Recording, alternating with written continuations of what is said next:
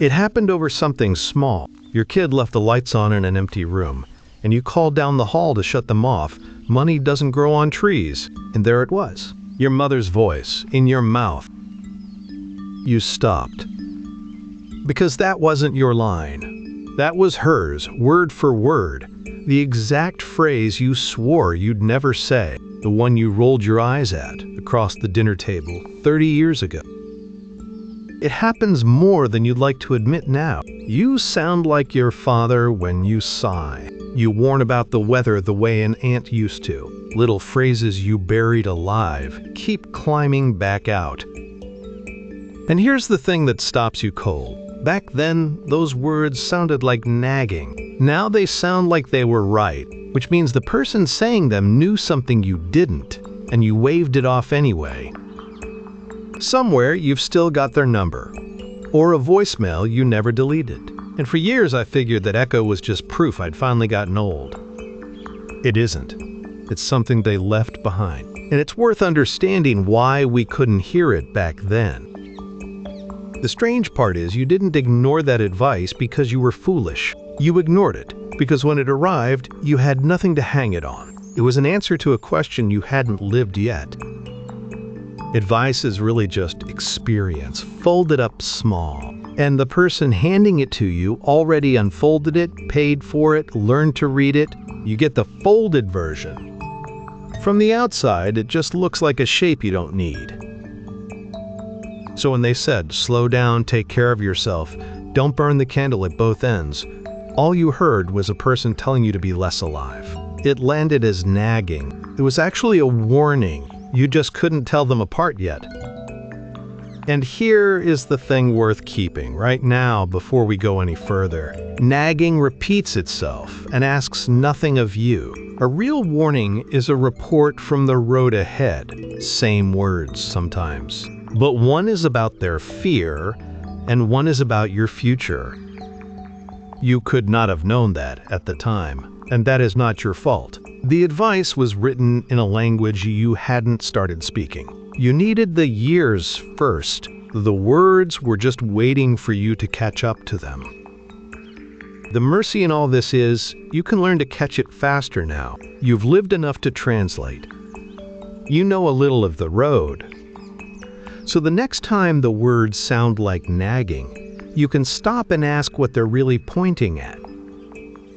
And here is the thing we never admit. A lot of that advice was right on the day it was given. What went wrong was not the message. It was the way it landed, uninvited, right in the middle of your happiest moment.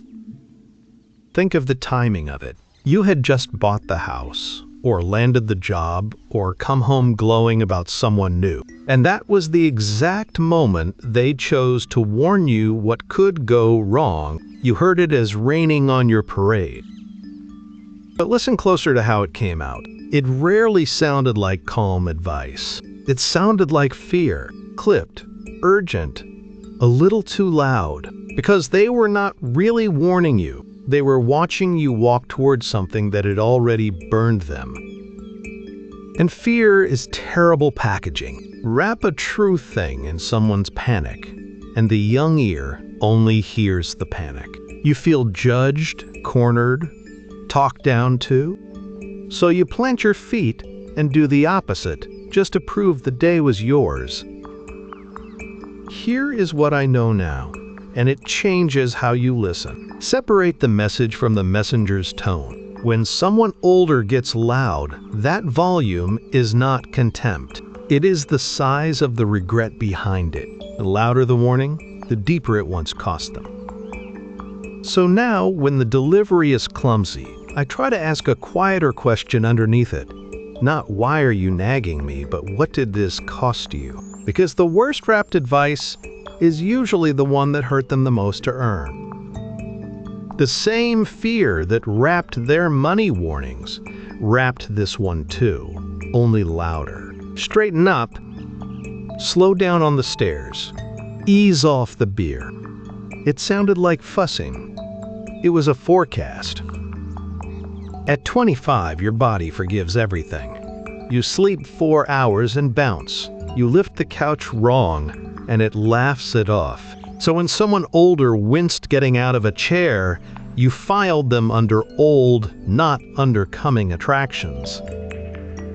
Then one morning, no injury, no fall, your back just decides. You bend for a sock and something locks, and you stand there in the cold light, breathing careful, hearing a voice that told you this exact thing decades ago.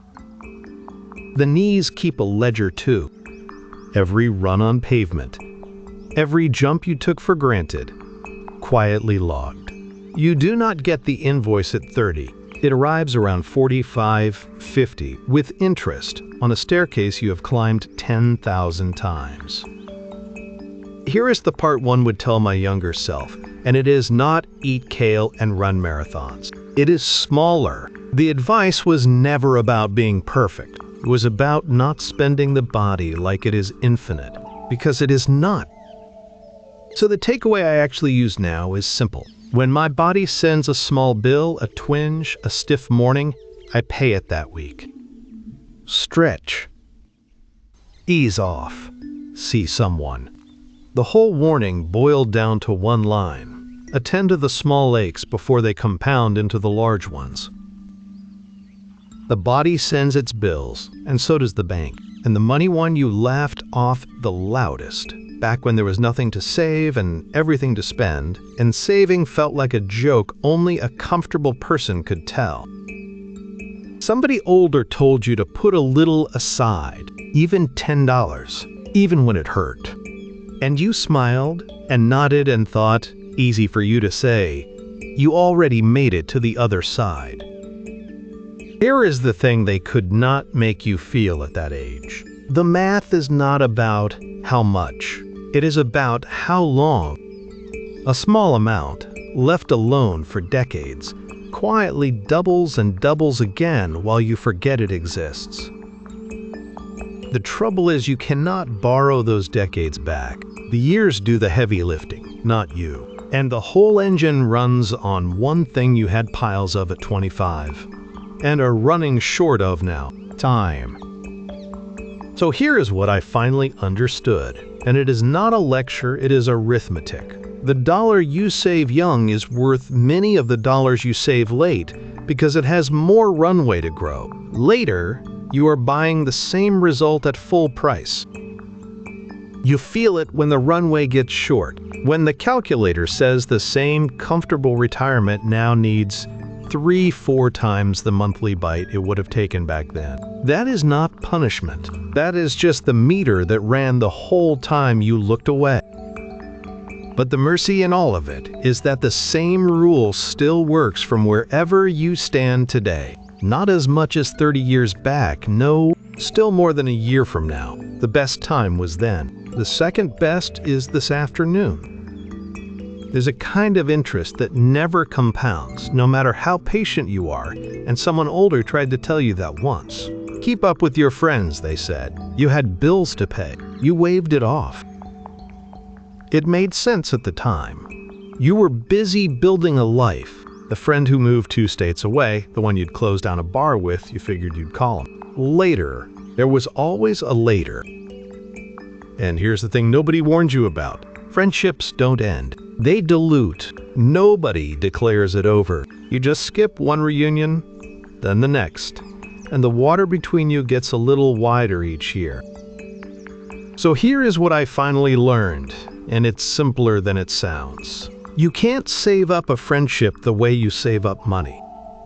There's no lump sum. 20 years of silence, then one big lunch, does not buy back what the small calls would have grown. Which means the practice is small and unglamorous. You send the text you keep meaning to send. You make the call that isn't about anything. Not because it's owed, because presence is the only deposit that counts, and it only counts today. And the mercy is, most of them are waiting too. You call the old one, half braced for awkward, and he picks up like no time passed at all. The line's still open. You just have to remember to use it while it's there. The friends drift because you got busy. And busy is a funny word. because most of that busy was the kids. The very people you were too busy for were the ones growing up while you weren't looking. Somebody older told you, when your kids were small and loud and endless, enjoy it, they grow up fast. And you smiled and nodded the way you nod at a bumper sticker. It meant nothing. You were exhausted. Fast? Nothing about it felt fast. The days were long. The same lunchbox, the same bedtime fight, the same cartoon on repeat until you knew every line. It felt like it would never end. That was the cruel trick of it. Here is what I understand now, and I'll hand it to you plain. That advice was never about the loud years. It was a warning about a specific, quiet afternoon coming, years off, that you couldn't see from inside the noise. And then it arrives. Maybe it's the last box carried out to a packed car. Maybe it's a bedroom that stays made now. You walk past it, and the quiet is so complete it has a sound. That's the afternoon they warned you about. So you take what you learned too late and you use it on the time that's left. You stop treating the leftover moments as chores. A phone call. A visit. You answer with your whole attention now, because you finally know it's perishable. They grow up fast. 4 words you waved off, and the person who said them wasn't nagging. They were just standing where you're standing now, hearing their own quiet house, wishing they could hand the whole thing back to you before you needed it. The house gets quiet when they leave, and into that quiet comes a strange thought. If you spent all those years somewhere, it should have been with them. Instead, someone older once warned you not to marry the job. You laughed it off. The job needed you. Meetings, deadlines, the phone buzzing at dinner. You told yourself you were building something, and maybe you were, but you were building it for a place that had a plan to replace you. Here is the part the warning was really about. Not the hours. The heart. You gave the best of yourself where it earned a paycheck, and the leftovers went home. And the thing you can do now is check where your best hours actually land. Then comes the reckoning, and it arrives fast. A layoff nobody saw, or a retirement party with a cake and a card. Either way, by the following morning your desk belongs to someone new, and the machine hums along without you. And it is not bitter, exactly. It is clarifying. The company was never cruel. It was just a company, doing what companies do. The mistake was ever expecting it to love you back. It cannot. It was never built to. So the useful part is small and doable while you still have time. Ask which hours you can never get back, and give a few of them, on purpose, to something that will still be there when the badge stops working. The job could replace you in a week, but there was one person who never could.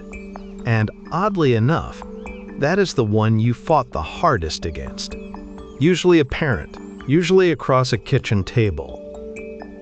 You know the one, the voice you could feel coming before they opened their mouth. You had your rebuttal loaded before the sentence was finished, because it always sounded like they were trying to run your life. Do not take that job. Do not marry that fast. Slow down with the money. And every time, you heard control. You heard someone who did not trust you to steer your own car. Here is what I finally understand, and it changes everything about how those fights land. They were not gripping the wheel. They had already driven that exact stretch of road, and they were shouting back what was around the bend.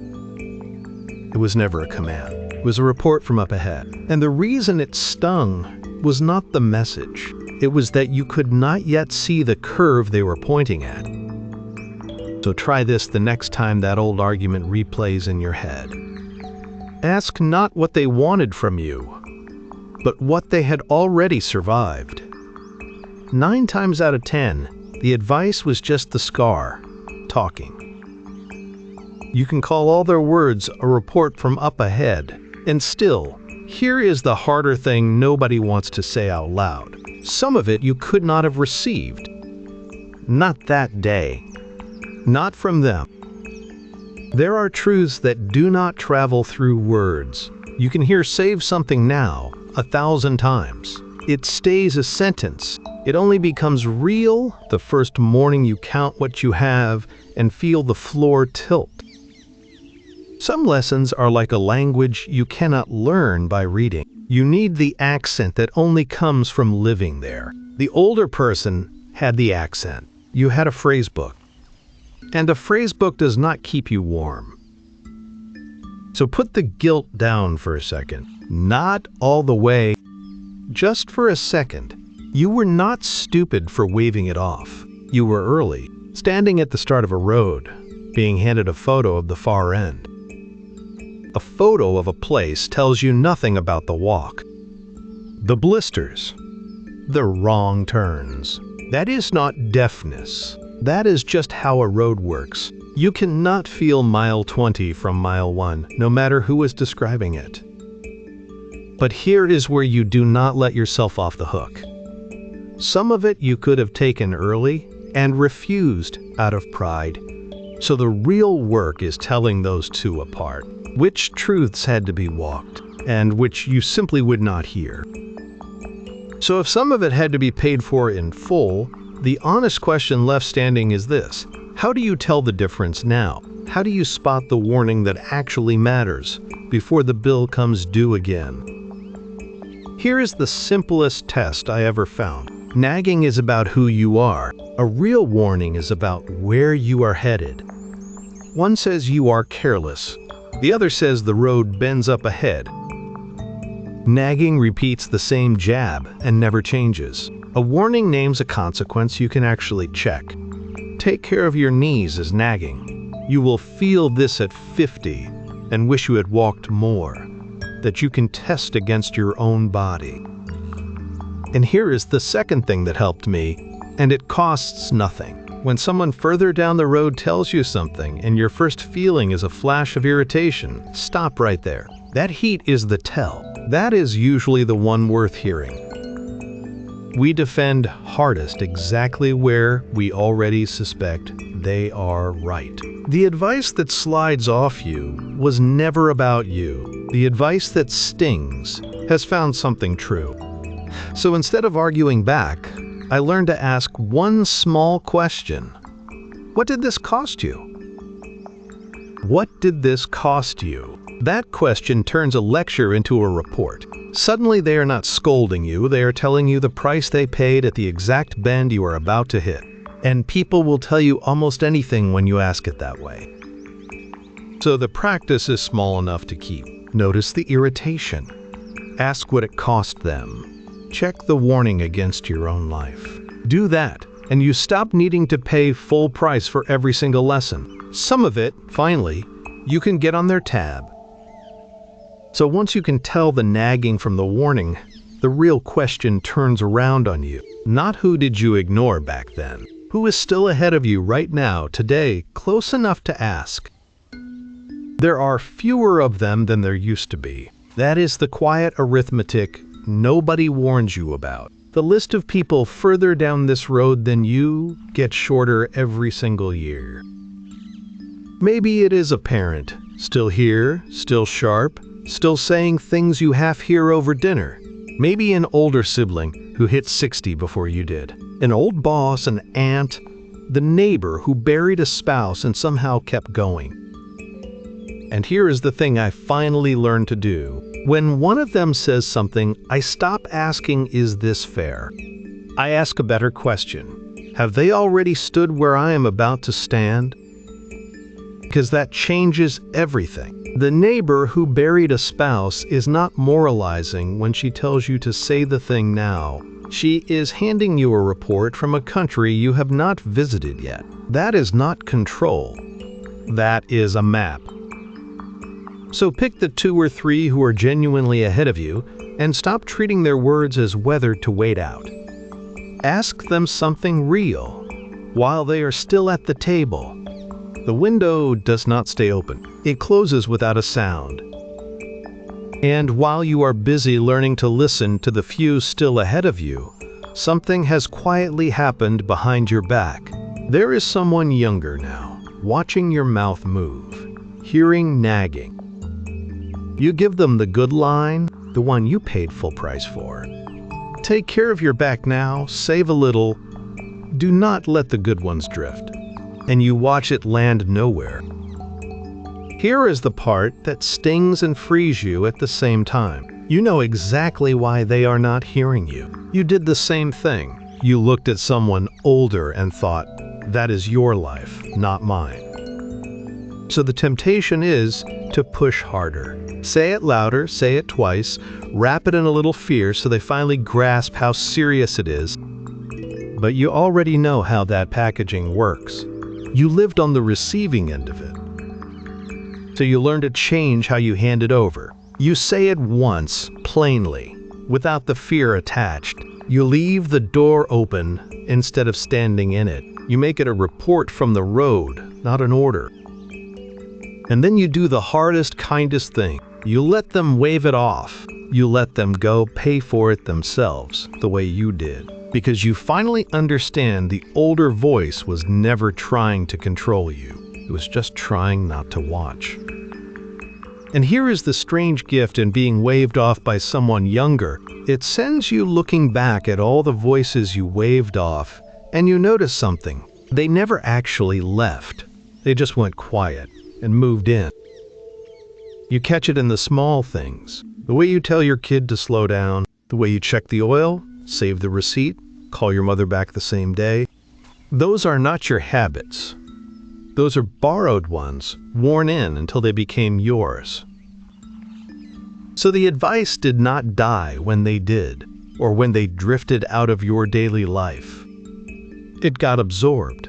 It became the thing you now hand a younger person, in your own words, thinking it came from you. It never came from you.